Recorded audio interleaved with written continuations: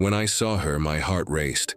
My hands turned cold and damp, and something inside me, something I couldn't name, shifted. It was as if the noise around me vanished, like the world held its breath for one brief, infinite second. All I could see were her eyes. Not just green. No, they were fire beneath ice, light behind veils, ancient pain painted in emerald.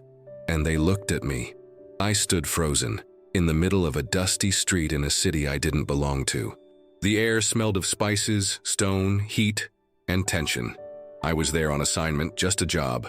I was a journalist, a foreigner, a stranger.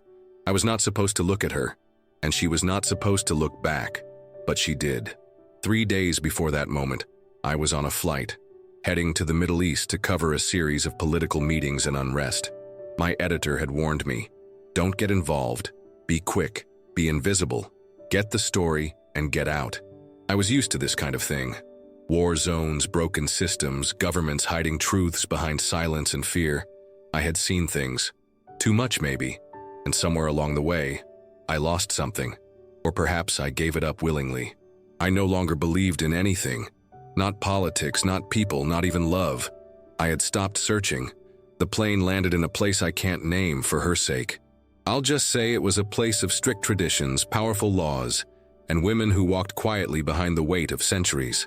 I remember stepping out of the airport, the sun sharp against the back of my neck, and thinking, this is just another job. But I was wrong, so wrong. It was on the second day, walking through the old part of the city, camera bag slung over my shoulder, that I saw her. I was supposed to meet a local contact for interviews. I was late. And maybe that was divine sabotage, because if I had arrived on time, I would have missed her. She crossed in front of me, wearing a full black burqa. Her face was hidden, her body a silhouette against the sun. But her eyes were uncovered, and in that fleeting moment they locked with mine. I don't even know if I was breathing. It wasn't lust. It wasn't curiosity. It was something else, something deeper, like recognizing a soul before a name. I turned to watch her walk away, and for a second she paused. She didn't look back, but her step slowed. She knew. Later that night, I couldn't sleep. I had no idea who she was, no name, no clue. I just knew I needed to see her again. Not for a story, not for an article, for myself. I spent the next day wandering the same streets, camera in hand, pretending to film, hoping, waiting. I knew the risks. Men in this city didn't just look at women like her, not if they wanted to keep their dignity or their lives. And yet, on the 4th day, it happened. She appeared again, standing by a spice stall, talking softly to an old woman. The veil hid her mouth, but I could tell she was smiling. Her hands, delicate and still, clutched a cloth bag filled with herbs. I stood across the street trying to look away. I failed. She looked at me again, this time longer, and that was the beginning. That night, I wrote in my notebook for the first time in months, "She is not allowed to love, but I cannot help it. Her eyes tell stories the world refuses to hear." I began asking around discreetly. Careful, always careful. I didn't even know her name, but I needed to understand the rules here, not as a journalist, but as a man falling for something he shouldn't. What I learned chilled me. Women like her belonged to their families. They didn't speak to men. They didn't choose love. They were chosen for, and if anyone suspected, the consequences could be terrifying, even for me, especially for her. I knew then that every step I took closer to her could cost her everything, her safety, her reputation, her freedom. But my heart didn't care, and I was starting to believe hers didn't either, because on the 7th day she passed by me again. This time she dropped something, a small folded paper, deliberately, and walked on. I waited until the street was empty, then picked it up. It read only one thing: tomorrow, sunset, the old garden. No name, no explanation. But I understood. I had just stepped into a story no one would believe. A story that could never be told openly. A story where love would have to bloom in silence, hidden behind veils, beneath the eyes of a watching world. And I was ready.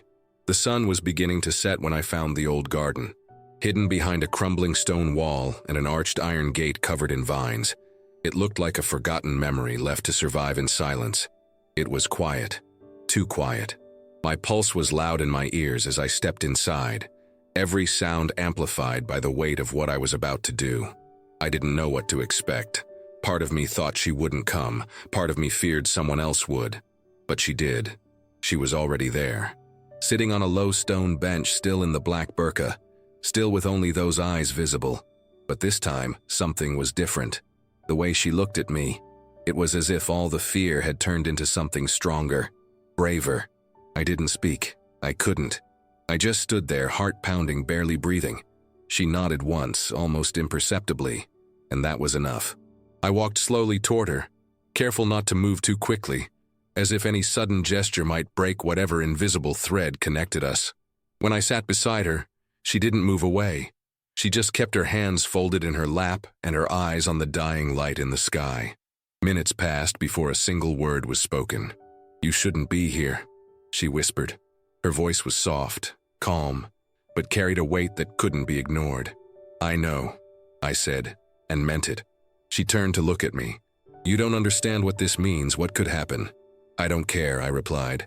"I just needed to see you. I don't even know your name." She looked away again. "I'm not allowed to tell you." Silence fell between us again. It wasn't awkward. It was sacred. Two people from two worlds sitting on a bench, breathing the same evening air, knowing that even this, just sitting side by side, was forbidden.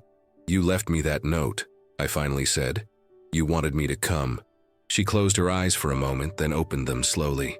"Yes. I wanted to see you once more before I stopped myself." I didn't know how to respond to that. Her honesty cracked something open in me. "I've never felt like this before," I said. "I don't even know why. I've met hundreds of women, but the moment I saw you, it was like something inside me recognized you."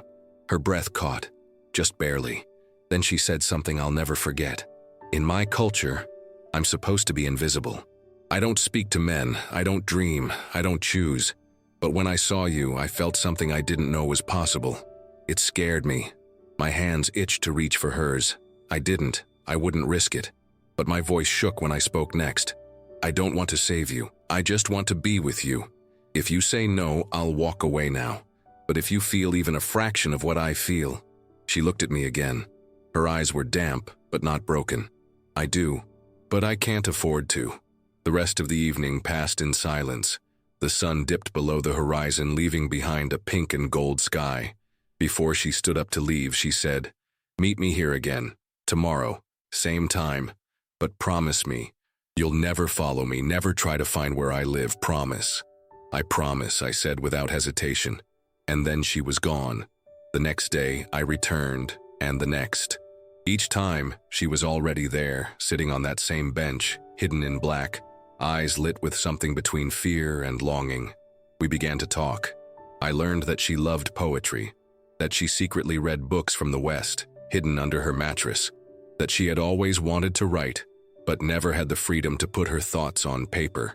I told her about the places I'd seen, about my lonely hotel rooms and the emptiness of success when there's no one to share it with. We laughed. We cried. We told each other things that we never said to anyone else. Each day, I fell harder, but every moment together was borrowed time. We never touched, not even once, not a hand, not a brush of fingers, but somehow that made it more intimate, more honest. Her eyes told me everything. They told me she wanted to belong to someone who would never treat her like property, someone who wouldn't silence her voice, someone who would look at her not as a duty or a burden or a shame, but as a woman, a soul. I wanted to be that man. But I also knew that my desire could destroy her. One evening, as we sat under the fading sky, I finally asked her, "If you could leave, would you?" She was quiet for a long time. "Sometimes I imagine it. I imagine walking without covering myself, speaking without whispering, choosing who I love. But I have family, a life built around rules. If I disappear, I shame them. I erase everything they are." "You mean, but what about who you are?" She looked down, her voice almost breaking. "I don't know yet." I didn't push, I couldn't. She was already risking more than I could comprehend, but I knew one thing. If there was even the slightest chance she would choose me, I would give up everything, my job, my country, my life, because the world might not know her name. But to me, She was the only thing that made sense in a world built on noise and lies, and I was willing to wait. Even if it meant waiting forever, the garden became our only refuge, a place carved out of silence, hidden from a world that wouldn't forgive us. Each day we met, the danger grew thicker in the air, but so Tambem did our bond. I found myself counting the hours just to see her eyes again. I memorized the sound of her breath, the way her voice trembled when she spoke of the life she could never have. One evening, after a long silence, she asked me, "Do you ever feel like the world is too loud, and yet you're still invisible in it?" Her words hit something raw in me. "Yes," I said, "all the time, until I met you." She looked away, her eyes glassy beneath the veil. "Sometimes I wonder if I was born only to please others. My father, my brothers, my future husband. I was never asked what I wanted. Until you." Her words burned into me. The thought that someone like her, a woman so full of depth and quiet strength, was forced into submission made my blood boil. And yet, she didn't speak with hate. She spoke with pain. "You don't belong in chains," I said. "You deserve to be free, to love who you choose." "And yet here I am," she whispered. That night, as she walked away, I stayed long after she disappeared. My fists were clenched, my thoughts spiraling. I wanted to do something, anything, but I had no right to. Her life wasn't a movie. She wasn't a symbol. I loved her, and I couldn't destroy her by trying to save her. The next day, something was different. She didn't meet me at the usual time. I waited. An hour, two, nothing. A cold panic started to rise in my chest. 1,000 possibilities flashed through my mind. What if someone had seen us? What if her father had found the note? What if I had doomed her? I came back the next day. Again, she didn't come. On the third day, I sat alone on the bench, heart heavy, staring at the place where she used to sit. That's when I heard the faintest sound, soft footsteps. I turned, and she was there, standing behind the gate. But something was wrong. She moved slower. Her hands shook. When she sat beside me, her eyes didn't carry the same light. They were full of fear. "My cousin suspects," she said. I held my breath. "I've been careless. I stayed too long last time." He asked questions. I wanted to ask if she was hurt. I wanted to ask if she was safe, but I stayed still, waiting. I told him I was helping an old woman with groceries, she continued. He didn't believe me. "What happens now?" I asked. She didn't answer. We sat in silence again, this time a silence that wasn't sacred, but full of dread. After a few minutes, she turned to me. "You need to stop coming." "No," I said instantly. "It's not a choice. If they find out, they won't hurt me with words. You know what they'll do." I did. I had read the reports. I had seen things no one should ever see. Honor killings weren't myths here. They were hidden truths. "But I can't lose you," I said, voice breaking. "You don't have me," she replied gently. "Not yet." Her honesty sliced through me, but it was also why I couldn't walk away. "I'm leaving in 2 weeks," I said.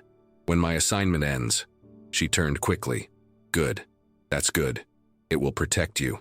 I reached into my coat pocket, pulled out a small notebook and handed it to her. She didn't take it. "What is it?" "My story," I said. "Our story." Every word I couldn't say out loud. She hesitated, then took it, tucking it into her sleeve. "Don't read it now," I said. "Wait until you're safe if that day ever comes." She nodded. The next days were quieter. We met less. We spoke less.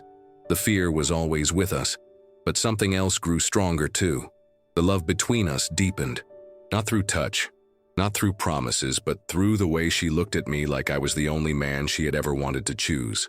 And I loved her more for it. Not for what she gave me, but for what she withheld. Her dignity, her courage, her restraint. One night, on our final meeting before I was scheduled to leave, I finally asked her the question I had feared to voice. "If I take you away from here, would you come with me?" Her eyes filled with tears. She didn't blink. She didn't look away. "I want to say yes," she said. "But my yes would cost me everything, my family, my name, my place in the world. I would be nothing but yours." "I would protect you," I said. Her voice trembled. "I don't want to be owned, even by love. I want to be free. And then maybe I'll find my way to you." Those words shattered me, and yet I loved her even more in that moment, because she was not a woman of weakness. She was a woman of fire, wrapped in silence. And I knew then, whether I left or stayed, whether she came or not, she had already written herself in me forever. I didn't sleep the night before my flight. I lay on the bed staring at the cracked ceiling of my hotel room, my thoughts running wild, torn between duty and desire. I had come here for work, but I was leaving with something I never expected. Heartbreak wrapped in longing. The silence from her that night wasn't absence. It was her way of protecting me, protecting herself. But it didn't make it hurt any less. At sunrise, I walked the city one last time. The streets felt different, like I was walking through a memory that hadn't happened yet. I passed the old market where I had first seen her. I could almost hear her voice, her soft laughter, her pain. I had 1 hour left before the car arrived to take me to the airport. And then, as I turned a corner near the old wall that surrounded the garden, I saw her. She was standing by the gate, alone, waiting. My heart nearly stopped. She wasn't wearing the same full burqa. This time it was a dark shawl and a long dress, still modest, still within the limits of her world, but different. Her eyes met mine, and they were full of everything I had ever searched for. Fear, love, strength, and something more. A decision. I didn't speak. I couldn't. I just walked toward her, like a man walking toward his fate. She opened the gate and let me in. We walked silently into the garden. "I thought I wouldn't see you again," I said, my voice dry and low. "I didn't think I would come," she answered. "What changed?" She paused. "I read your notebook." I froze. "I told you to wait." "I couldn't." She sat on the bench looking ahead, her hands folded tightly in her lap. "No one's ever seen me before, not really. You wrote about me like I was human." "Because you are," I said, sitting beside her. "You're the most human person I've ever met." She turned to me. "When I was a girl, I used to write little poems and hide them. But one day my mother found them and burned them. She said dreams like that were dangerous, that a girl who speaks her heart is a girl who gets silenced." I felt my fists clench without thinking. She continued, "But now I wonder, maybe being silent is even more dangerous, because in silence, we disappear." I looked at her, the strength behind her pain burning into me. "You'll never disappear. Not from me." She took a breath, as if steadying herself against an invisible weight. "I can't leave now, not yet. I still have to help my younger sister. She's next. They want to marry her off in a few months. She's only 16. Tears welled in her eyes, but didn't fall. "I understand," I said quietly, "but I'm afraid. If I leave, I'll lose you." She looked at me with more certainty than ever before. "You won't. Not if you wait for me the same way I waited to be seen." I reached slowly into my coat pocket and pulled out a thin chain with a small silver pendant. "It's nothing fancy," I said, "but it belonged to my mother.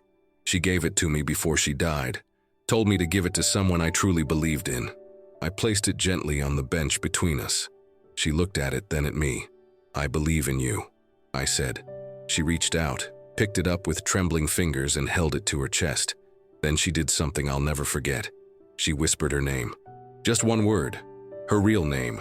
The one I had longed to know, the one she had kept hidden from the world, from men, from everything except truth. And in that moment, I felt like the luckiest man alive. Because she had chosen to give me something her world had tried to take from her. Her identity. "I'll wait," I said, barely breathing. "You'll hear from me," she replied. "I won't stop hoping. And I won't stop dreaming." She rose to her feet, her hand lingering near mine for one sacred second. We didn't touch, we didn't kiss, but we didn't have to. Some connections go beyond skin. They live in the soul. And as she walked away, leaving the garden for the last time, I knew that no matter what happened, she had changed me. She taught me that silence isn't always surrender. Sometimes it's survival. And sometimes it's love in its most powerful form. The plane lifted off, but my heart stayed behind. Somewhere in that city of sun-worn walls and shadowed alleys, a part of me remained, sitting on that stone bench, waiting for her eyes to find mine again. I looked out the window as the city grew smaller beneath me. My chest ached with a kind of pain I had never felt before. It wasn't just love or longing. It was helplessness. Because for the first time, I wasn't walking away from someone. I was being left behind by fate. Back home, nothing felt right. The lights were too bright. The people too loud. The world I had known now felt foreign, like I no longer belonged to it. I returned to work. Interviews, deadlines, meaningless noise. Everyone said I looked distant, tired. I was, because no one knew that my soul had been set on fire by a woman I couldn't name out loud, a woman I couldn't even photograph, a woman whose story would never be printed, but who had written herself inside me. Weeks passed, then months. I checked my email obsessively, every morning, every night. I watched the news from her region, praying not to see her country in flames. I feared that I might have been just a whisper in her life, that maybe she had chosen silence forever. But then, one night, I received it. An email. No subject line, no signature, just a sentence. The wind still carries your name. I knew it was her. That night I sat at my desk, closed my eyes, and cried for the first time in years. Not out of sadness, out of connection. She was alive. She remembered. She had not forgotten me. The emails continued, never frequent, never predictable. Short, cryptic, but each one was poetry. Some birds sing even in cages. My sister is safe now. She smiles again. They can take my voice in public, but you gave me one in silence. And then, months later, I wrote something for you. Attached was a poem, written in English, beautiful, raw, aching with hope. It was about a woman who never thought she could love, who had hidden behind layers of fabric and tradition, thinking love belonged only to those who could speak it out loud. But then came a man who didn't ask her to remove her veil, didn't ask to own her, just listened. And in listening, he gave her back her name. I read that poem 100 times. Then I responded for the first time in months. I still wait. I'll always wait. You're not forgotten. You're my prayer now. She didn't reply right away. I didn't expect her to. I didn't need constant contact. Because real love, when it's born of the soul, doesn't rot in distance. It grows. Years passed. I published other stories, won awards, got invited to speak on stages about truth and freedom, but no one knew. My greatest story was unpublished. My most powerful truth lived in a garden I could never revisit. One day, I received a letter, not an email, a real letter, handwritten, sealed with no return address. Inside was a single photograph. It was of a woman standing near a lake, her face turned slightly to the side, uncovered, smiling. Her hair flowed in the wind. Her eyes were green, vivid, unforgettable. It was her. On the back of the photo it said, "Now I choose who sees me, and I choose you." There were no instructions, no invitation, but the meaning was clear. She was free. She had found her voice, and she had never stopped loving me. I took a deep breath, held the photo to my chest, and closed my eyes. Some stories aren't meant to be shared with the world. Some are sacred, and some are still being written. I had stopped hoping for miracles, not because I didn't believe in them anymore, but because I had learned that real miracles don't come when we expect. They come quietly, like her, always like her. The photo she had sent rested on my desk. The ink on the back nearly faded from how many times I had read it. Now I choose who sees me, and I choose you. That line lived in my mind like a hymn. I never told anyone about it, not even the few friends I had left. I had become more silent, more inward after her. I traveled less, wrote more. Stories of freedom, of identity, of women whose names were never spoken out loud. All of it in some way was about her, my invisible muse, the woman who changed my entire existence with her eyes. Still, I never tried to find her. I remembered her promise. She would come when she was ready. Years passed. And then, one cold evening in November, as the wind dragged leaves across the sidewalk and I was reading alone by the window, there was a knock at my door. It was soft. 2 short taps, then silence. I stood still for a moment, unsure if I had imagined it. Then another knock came. Calm, certain. When I opened the door, the world stood still again, just like the first time I saw her. She was there. No veil, no black cloak. Her hair was tied back, loose strands dancing in the wind. Her skin was pale from travel, and her clothes were simple. But her eyes were exactly the same. I didn't speak. I couldn't. My throat closed with emotion. She smiled, just barely. You still don't talk when you see me. I laughed through the tears rising in my eyes. I'm afraid I'll wake up. She stepped closer. You're not dreaming. My hands trembled. You're here. I am. I stared at her, still struggling to believe it. Are you safe? Yes. How? She took a breath. It took time. I waited for the right moment. I planned everything quietly. I got help from someone who believed in what I was doing. I made it here 2 days ago. I watched your house. I just needed to be sure I was ready. And now, her voice didn't shake. Now I am. I stepped aside, holding the door open. She walked in slowly, looking around like she had just entered another world. She turned to me. Your home smells like coffee and books. You remember that? I never forgot anything about you. Neither did I. We sat on the couch, knees close, not touching yet. The silence between us was no longer heavy with fear. It was full of presence.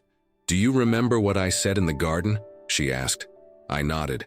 You said you needed to be free before you could be mine. I meant that. I wanted to love someone without losing myself. I looked at her, my voice low. And do you? She smiled. I am free now.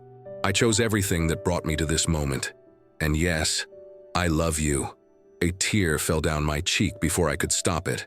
I reached for her hand, slowly, gently, like I had waited my whole life to hold it. She didn't pull away. Our fingers intertwined, and for the first time since I met her, I felt what her skin was like. Warm, soft, real. We stayed like that for a long time, not needing more, because this was the moment we had waited for. She leaned in, her forehead against mine. You didn't try to change me. You didn't try to own me. You waited. I would have waited forever. She closed her eyes. I know. Later that night, we sat on the floor with tea between us, telling stories, laughing softly. She told me things she had never said aloud. I shared things I didn't know were still inside me. She wasn't a shadow anymore. She was flesh and voice and choice. And in the quiet light of that room, I realized something. Love isn't always loud. Sometimes it's the silence that speaks the loudest. The waiting, the patience, the unwavering belief that some things, no matter how impossible, are worth holding on to.